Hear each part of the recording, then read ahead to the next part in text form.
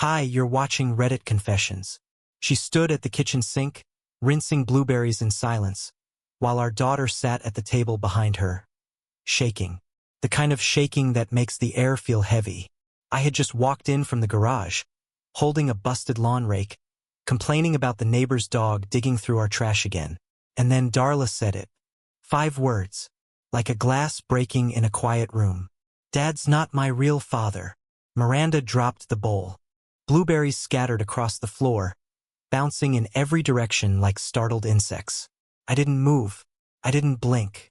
I thought it was some kind of joke, a teenager's bad idea of humor.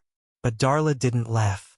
She looked straight at me, her eyes red and glassy, and placed a folded piece of paper on the table. Printout. From a DNA site. The kind of site people use for fun. For ancestry. For projects. That's what I thought this was. Some school project. The name at the top of the test was hers. The paternal match field next to it was empty. I picked it up with numb fingers and read it over and over again, like that would somehow change what it said. I didn't speak. Couldn't. I just looked at Miranda, who still hadn't moved, still hadn't said a word. That's when I noticed her hands were trembling, and the truth began to bleed into the cracks of my silence. Slow at first, then unstoppable. This didn't start with a test. It started long before that, and I was about to find out just how much of my life had been built on a lie. The moment she said it, those 5 words, I felt something inside me detach, like a thread snapping quietly in the middle of a sweater. I didn't speak. Couldn't. The kitchen had gone completely still, except for the drip drip drip of the faucet Miranda forgot to turn off. Darla didn't cry. She didn't yell. She just sat there, stiff, like she was waiting for someone else to confirm what she already knew. Miranda slowly turned around, her face pale, her mouth slightly open. She wasn't shocked. Not really. She looked more like someone who had rehearsed a disaster and now had to finally perform it. Her hands were gripping the edge of the sink so tightly I thought the porcelain might crack. I asked her, with a voice that didn't sound like mine, "Is it true?" She didn't answer right away. Just walked over to Darla, gently picked up the paper, and stared at it as if reading it for the first time. Even though I knew she wasn't. She sighed through her nose and whispered, "I never wanted this to come out like this." I laughed. It wasn't a healthy laugh. It sounded broken, unhinged, like I was watching my own life from a distance. Come out like what, Miranda? That our daughter isn't mine? She finally looked at me. Really looked at me. And the next thing she said? It wasn't an apology. It wasn't even regret. She said, "I thought you knew." That sentence, those 4 miserable words, landed harder than anything Darla said. I thought you knew. Like I had willingly signed up for this illusion. Like I was supposed to just sense that something was wrong. I felt like a fool. Worse, like a stranger in my own home. Darla stood up, her voice shaking now. "Mom, you told me he was my father." Miranda sat down slowly and ran her hands through her hair. "Because I believed it back then. At least I hoped. I wasn't sure. I made a mistake." "A mistake?" I snapped. "You made a life, Miranda, and you let me raise her as mine. Every moment, every memory." "I didn't do it to hurt you," she said quietly. "You were the better man. I wanted you to be her dad." Couldn't breathe. I walked into the hallway and stared at the family photo we took last summer in Maine. I remembered the seagulls, the way Darla squinted in the sun, the way Miranda clung to my arm like we were whole. It was my favorite photo. I used to keep a copy in my wallet. Now all I could see was a stranger's child, a woman who lied, and a man smiling at a life that never truly belonged to him. I didn't sleep that night. I sat in my car, in the driveway, watching the light in Darla's bedroom flicker on and off. I wanted to go in. I wanted to tell her it didn't matter, that I still loved her. But I couldn't make the words form. I felt hollow. And yet, somewhere beneath the anger, shame, and betrayal was the tiniest seed of doubt. What if Miranda was right? What if I did know something deep down? And what if the next truth waiting for me was even worse? I stayed in that car until sunrise, watching the neighborhood slowly come back to life, as if nothing had shifted, as if my entire world hadn't just imploded. Birds chirped. Sprinklers clicked on. I saw Mr. Turner from across the street jogging past with his usual morning nod. I nodded back like I was still a normal man. But in my head, all I could hear was, "Dad's not my real father." When I finally walked back inside, Miranda was asleep on the couch, or pretending to be. I didn't care enough to check. I went straight to our bedroom, shut the door, and locked it. Not because I was angry, though I was, but because I needed one last moment of silence before I had to face the day. The rest of that weekend was a blur. Miranda cooked breakfast like it was any other Saturday. I didn't touch mine. Darla barely came out of her room. When she did, she didn't look at me. Not out of hate, worse, it was guilt. She looked at me like she'd broken something, and no one told her how to fix it. And honestly, I didn't know how either. On Sunday, Miranda finally cornered me in the laundry room while I was tossing a damp towel into the dryer. She closed the door and leaned against it like she was preparing for battle. "Lowell, you need to talk to her. She's devastated." "She's devastated?" I repeated, my voice sharp. She found out the man she trusted lied to her entire life. And somehow I'm the one who needs to fix it? "You're still her father." "No, apparently I'm not." Miranda's eyes filled with tears. "You think DNA is what makes you her dad? All these years, all the lunches you packed, the late nights helping her with school, the college visits. Do you think that was fake?" "Was it?" I asked quietly. "Because I'm starting to wonder if everything between us was just convenient. Like I was your backup plan." Her silence was louder than any scream. I walked past her without saying another word. That night, something strange happened. I was in the garage again, pretending to organize shelves I never touched, when Darla came out. She didn't say anything at first. She just stood there, fiddling with the sleeves of her hoodie. Then, finally, she said, "I'm sorry I ruined everything. It broke me." "You didn't ruin anything," I said. "You deserved the truth." She looked up at me, her eyes glassy. "Do you still love me?" I wanted to answer immediately, but something in me paused. Not because I didn't love her, God. I did. But because I realized this wasn't about me anymore. It was about her identity, her foundation cracking beneath her feet. I stepped forward and hugged her. She melted into my arms and cried so hard my shirt soaked through. But something she said after stuck with me all night. "When I was little, I used to wonder why my eyes looked nothing like yours." Sounded so simple, so innocent. But for me, it was another knife in the ribs. How long had she been wondering? How long had I ignored signs I didn't want to see? Later that night, when the house went quiet, I opened Miranda's old laptop. I had this strange, horrible need to dig deeper. And buried in an old folder named Taxes _ 2006 was something that made my blood run cold. A name. A man's name. One I didn't recognize. But it was written in a folder filled with old hotel receipts, photos I had never seen, and a note that simply read, "Call him if it ever comes out." Miranda hadn't just lied. She had prepared for the moment her truth would be exposed. And I was about to meet the man she was always afraid of me finding.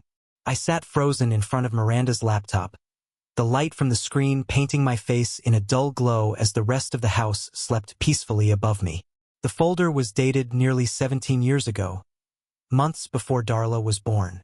Inside were digital copies of receipts from a hotel 30 miles away, dinners, wine, even a bouquet of roses listed under her name. But it was the handwritten note that turned my stomach. "Call him if it ever comes out, T. I clicked open a PDF titled Car Rental Agreement. The signature at the bottom, Tucker Remley. The same name appeared on another document, a copy of a hotel reservation, listed under Miranda's email. Tucker. The name meant nothing to me at first, but then I noticed something that made my fingers go cold. A photo, tucked into a zip file labeled personal. It was blurry, taken in dim lighting, but the moment I saw it, my jaw tightened. Miranda in a black dress, seated beside a man with broad shoulders and dark hair. She was laughing. No wedding ring. No idea I even existed. I stared at that photo for what felt like hours. Then I did the thing I had sworn I wouldn't do. I searched his name on Facebook. It didn't take long. The man in the photo was older now, with peppered hair and a slightly worn face, but it was unmistakably him. And right there in his photo album was a picture from 2015 at a state fair, standing beside his teenage son. The resemblance to Darla was sickening. I closed the laptop like it was radioactive. The next morning, I sat across from Miranda at the breakfast table. I didn't touch my eggs. She didn't even look up from her coffee. For a moment, I thought maybe I could just pretend. Pretend I didn't find anything. Pretend that the last 17 years weren't one long, orchestrated lie. But I couldn't. I found the folder, I said quietly. Her spoon stopped halfway to her mouth. She didn't say anything. Just set it down gently and leaned back in her chair like she'd been waiting for this moment. You knew this would come out, I said. You had a plan for it. You had his name saved. Miranda nodded slowly. I was young. It was before you and I got serious. No, it wasn't, I snapped. You were already living with me. You were planning Darla's nursery. She didn't deny it. That somehow made it worse. I looked her dead in the eye. Did you ever even love me? Or was I just your safety net? Her eyes finally met mine, and for the first time in days, she didn't cry. I did love you. I still do. But Tucker. He was something I couldn't explain back then. Try. She didn't. She just looked away. Later that day, I made a decision that even now feels unreal. I messaged Tucker. Just a single civil line. We need to talk.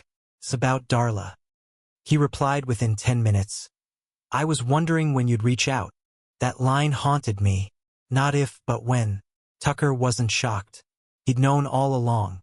Maybe not with certainty, but enough to be ready for this day. We met 2 days later at a diner halfway between our towns. He walked in wearing a denim jacket, like he hadn't aged a day since that photo with Miranda. I didn't stand. I didn't shake his hand. I just waited. He sat across from me and said, "You want the truth?" I nodded. He smiled like a man who'd been rehearsing the speech his whole life. She told me she wasn't sure who the father was, but I always had a feeling. I asked if I could be involved. She said no. Said it was taken care of. Taken care of? I repeated bitterly. She said you were a good man, better than me, that she didn't want to ruin what she had. I stared at him, trying to imagine my life from his perspective. Watching from afar, never reaching out. He wasn't smug. He didn't gloat. That somehow made it harder to hate him. Do you want to meet her? I asked. He paused, his face unreadable. I think she deserves the choice, he finally said. But I won't force anything. And that's when I realized something even more twisted. This man had respected my place in her life, more than the woman I married. I didn't tell Miranda about my meeting with Tucker. Not because I was trying to be sneaky, but because I didn't trust her enough to deserve that transparency anymore. I just came home, placed my keys on the counter, and sat in silence while she folded laundry in the living room like the world hadn't just come undone. That's what shook me the most. Her ability to continue life like this was just another Wednesday. No trembling hands. No effort to reach out to Darla. She just kept going. I stared at her, trying to match this composed woman with the Miranda from 17 years ago. The one who kissed my forehead the night Darla was born. Who held my hand when I cried in the delivery room. Who whispered, "She's perfect. She has your eyes." And all I could think now was, she knew they weren't mine. She said it anyway. Later that evening, I asked Darla to sit with me in the backyard. I made 2 mugs of cocoa, something we used to do during storms when she was little. She took it politely but didn't drink. She looked different now, older somehow. Wiser in a way I wish she never had to be. I talked to him, I said. She didn't flinch, but her hand tightened around the cup. Tucker. I nodded. He said he didn't want to push anything. That he'd only meet you if you wanted to. She looked down at the grass. He's not a stranger. I froze. What do you mean? She took a deep breath. He messaged me 2 years ago. Felt like a punch to the chest. He said he knew he might be my father, she continued. Said he saw pictures of me online from Mom's Facebook and thought I looked like his son. I didn't believe him at first, but I never told Mom. Or you. I just blocked him. My brain was scrambling to keep up. You never said anything. Why? Because I didn't want it to be true. I didn't want to break you. That broke me more than anything. Here I was, spiraling in betrayal, and all this time, my daughter had been carrying the same weight. Quietly, protectively. For me. I took the DNA test a few months after that, she said softly, just to shut the thought up. But when the results came back, couldn't lie anymore. I couldn't look at you and pretend I didn't know. I looked at her, really looked at her, and for a moment I didn't see a teenager. I saw someone who had been forced to choose between truth and love, and ended up losing both. She wiped her eyes with her sleeve and said, I don't want him in my life. Not now. Maybe not ever. I nodded, but I didn't respond. Not right away. Because deep down, a twisted question had started gnawing at me. One I couldn't say out loud yet. If she's not biologically mine, and he doesn't want to be a father, am I all she has left? Or worse, does she even want me to be? The next morning, Miranda tried to suggest we all have dinner together, like some warped attempt at unity. I laughed so hard I nearly choked on my coffee. You want to play happy family now? I asked. You want to gather around a table and toast to what exactly? A 17-year lie? I'm trying, Lowell, she said quietly. No, I replied. You're controlling the damage, not fixing it. That night I packed a bag, not to leave for good, but to breathe, to think, to find a place where her voice wouldn't echo in every room. And that's when I found the second letter, hidden beneath her winter sweaters in the top of our closet. A sealed envelope, addressed in Miranda's handwriting. To Darla, for the day he finds out. I sat on the edge of our bed for a long time, just staring at the envelope. The paper had yellowed slightly around the edges, like it had been there for years. The handwriting was undeniably Miranda's, neat, sharp, and cold. I ran my thumb over the flap, almost afraid to open it, like the truth inside would be louder than anything spoken out loud. But I had already crossed that line days ago.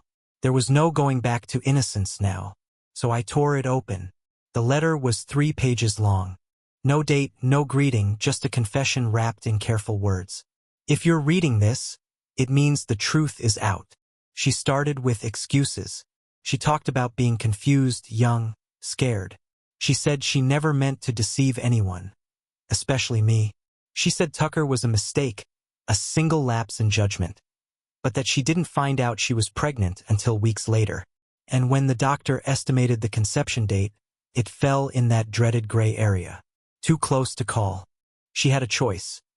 Tell me the truth and risk losing me, or lie and keep the life she thought we deserved. Then she shifted the tone directly to Darla. You are the best thing I've ever done. I chose Lowell not because he was a backup, but because he was everything I hoped your father would be. Steady, safe, good. That word chose sent a chill through me. She didn't just accept me. She chose to make me the foundation of her lie. And worst of all, she pretended it was love. As if weaponizing someone's decency was noble. In the last paragraph, she wrote, I hope you'll understand one day that family is more than blood. That love isn't always honest, but it can still be real. I folded the letter slowly, put it back in the envelope, and stared at it in my hand. I could barely breathe.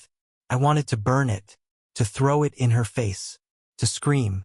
But what I did instead surprised even me. I went to Darla's room and knocked. She opened the door cautiously. I handed her the letter and simply said, She wrote this for you. She took it without a word. No questions. No hesitation.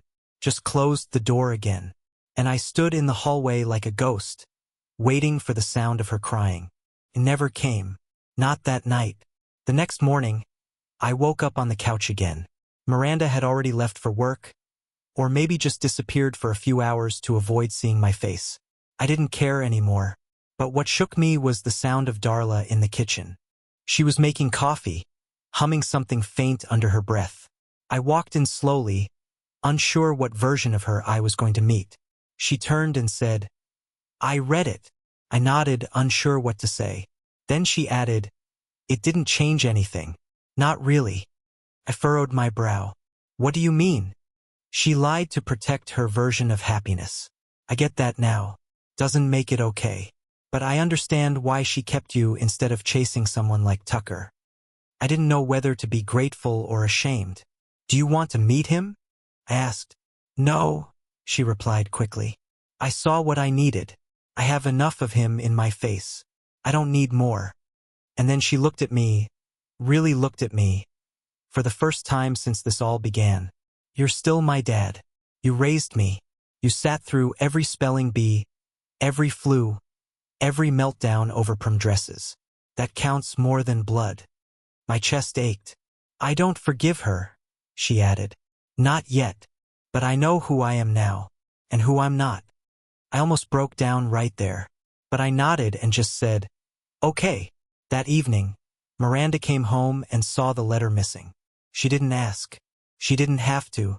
She just sat at the kitchen table and stared at the silent phone in front of her like it owed her a response.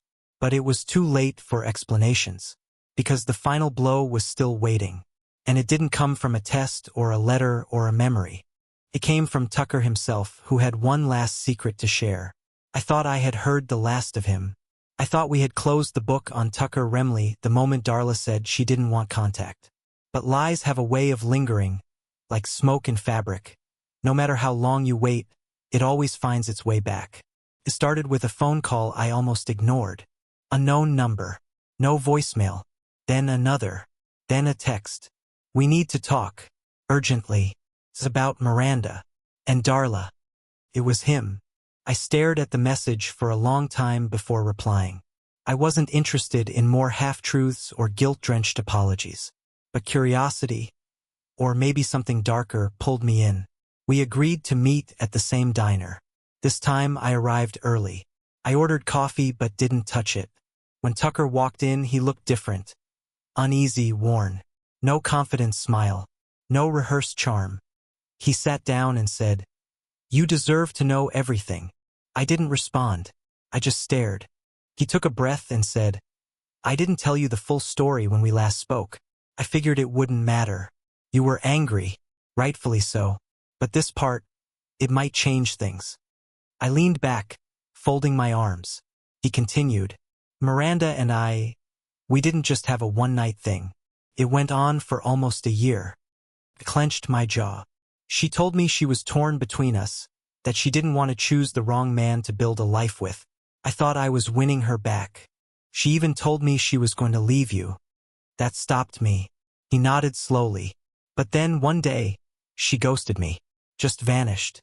Changed her number. Blocked my email. I didn't even know she was pregnant until I saw her tagged in a baby announcement. I felt something twist in my gut. "Why are you telling me this now?" "Because I know what she told Darla. That I was a mistake. That she was unsure. But that's not true, Lowell. She knew I was the father. She just chose not to tell me. She didn't want to share her daughter with someone she didn't control." He pulled out his phone and scrolled through messages. "I found this after our last talk. It's from the week before Darla was born." He slid the phone across the table. It was a text. From Miranda. Sent 17 years ago. "I'm sorry. I can't risk it. He thinks she's his and that's what's best. Please don't reach out again." I read it 3 times, each word sinking like lead into my chest. She didn't just lie by omission. She made a choice, a clear, calculated decision to erase this man from their lives. From Darla's life. "She erased me," he said quietly. "And now she's rewriting history with that letter she gave Darla? Saying she wasn't sure? Come on." I couldn't respond. I wanted to deny it. I wanted to defend her. But the facts were in front of me, and my silence was all the answer he needed. Tucker stood up, threw some cash on the table, and said one last thing before walking out. "She didn't just betray you, Lowell. She betrayed all of us." I drove home in a haze. The walls of our house felt tighter, like they were pressing in on me. Miranda was cooking, acting like life was finding its rhythm again. I watched her from the hallway. She didn't notice me at first. And in that moment, something inside me broke. Quietly, finally, completely. She turned around and smiled. "Dinner's almost ready." I didn't return the smile. Instead, I said, "I talked to him again." Her hands froze over the sink. "I saw the message you sent. The one where you asked him to disappear." She opened her mouth, but no sound came. I stepped closer. "You didn't just lie to me. You lied to her. You lied to everyone. You played God with our lives." And still, she said nothing. I walked upstairs, packed my bag fully this time, and wrote a note for Darla. "I'll always be your dad. But I can't stay in a house where love was weaponized and truth was buried. Call me when you're ready. My door is always open. I love you more than life." And just like that, I left. Not out of anger, but for the first time in 17 years, out of clarity. It's strange how quiet peace feels after chaos. The first few days away from the house were unbearable. Like my body was still wired to listen for footsteps in the hallway. Miranda's voice calling me for dinner, Darla's music playing too loud from her room. But slowly, the silence started to feel like relief. I rented a small apartment above a bookstore 2 towns over. Nothing fancy. Creaky floors, a view of a brick alley, and the faint smell of old paper. But it was mine. And for the first time in years, I could breathe without wondering what else had been hidden from me. Darla called 3 days after I left. She didn't cry, neither did I, but her voice was calm, steady in a way that let me know we were both finally standing on solid ground. "Can I come see you?" she asked. When she arrived that weekend, she brought 2 things. An old photo album and a coffee from the shop downstairs. We sat together on the floor and flipped through page after page. Birthdays, vacations, first day of school. Not once did she ask about DNA, about Tucker, or about what Miranda had done. She just said, "This is the only dad I've ever needed." And that was enough. Weeks passed. Miranda reached out a few times, not to argue, not to defend, but to apologize. Genuinely. And while I didn't invite her back into my life, I let her speak. I listened. I even forgave her, not for her sake, but for mine. I needed to put the bitterness down if I ever wanted to carry anything else again. Today, Darla is in her first year of college. We talk every Sunday. She still calls me Dad, not out of habit but by choice. And every time she says it, it lands heavier than any name in the world. The truth is, I lost a version of the life I thought I had, but I gained something more honest in return.